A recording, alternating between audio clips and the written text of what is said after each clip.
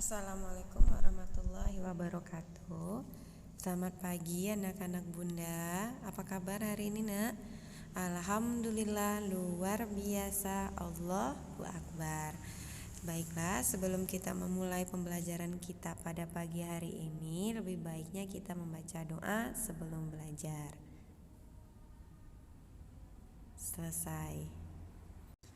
Baiklah, hari ini kita akan mempelajari tentang ciri-ciri makhluk hidup. Nah, jadi ciri-ciri makhluk hidup itu ada 6.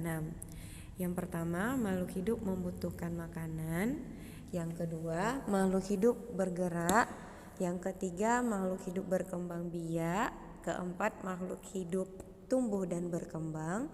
Yang kelima, makhluk hidup bernafas. Dan yang terakhir itu makhluk hidup peka terhadap rangsangan. Baiklah, Bunda akan menjelaskan ciri-ciri makhluk hidup yang pertama. Ciri makhluk hidup yang pertama tadi apa? Ada yang bisa menyebutkan?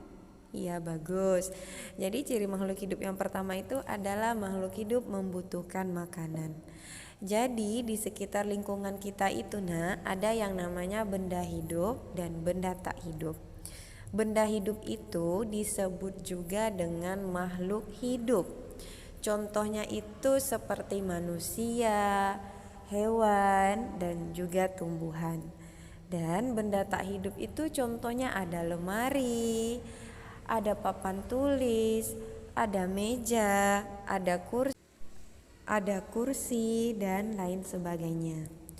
Jadi makhluk hidup itu membutuhkan makanan untuk pertumbuhan dan juga perkembangan.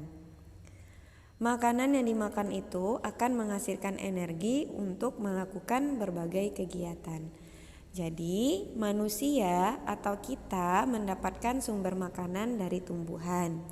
Apabila kita mendapatkan makanan dari tumbuhan itu disebut dengan nabati. Dan kita juga mendapatkan makanan dari hewan atau hewani. Nah, jadi kan kita ada yang memakan sayuran, ada yang memakan daging, dan juga ada yang memakan ikan. Selanjutnya hewan. Jadi hewan mendapatkan makanan dari tumbuhan dan juga dari daging hewan lainnya. Hewan ada yang memakan sayuran dan ada hewan yang memakan daging.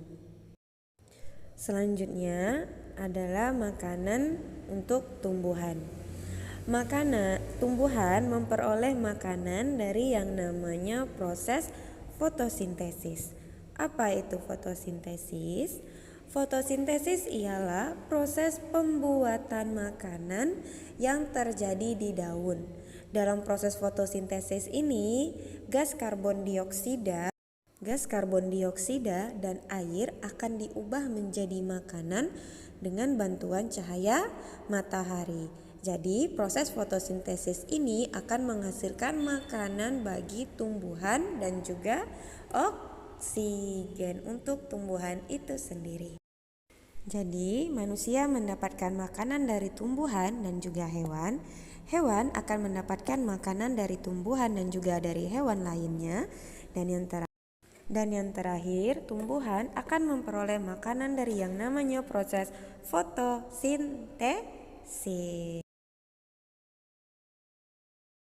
Baiklah, untuk tugas anak-anak bunda di rumah, silakan dilihat halaman 3 yang bagian ayo pahami dan ayo jawab.